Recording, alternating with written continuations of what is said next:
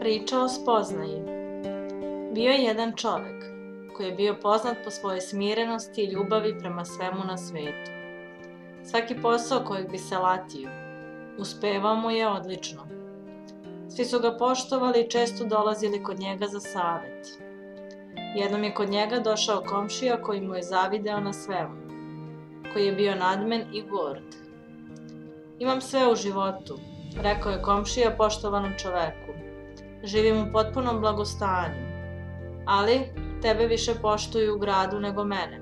Po tvom mišljenju, na koga ti ja ličim? Mudri čovek se osmehnuo i reče, ličiš mi na Boga. Ljubomorni komšija zadovoljno se nasmešio, ali je poželeo neku gadost da uradi prijatelju. Zato je uzviknuo, ti meni izgledaš kao đubre, ne razumem zašto te ceo grad uvažava. Mudri čovek ništa nije odgovorio, samo se malo smehnuo. To je komšiju još više naljutilo, pa je pitao, zašto se nisi uvredio na moje reči, jer ti si mene nazvao Bogom, a ja tebe đubretom.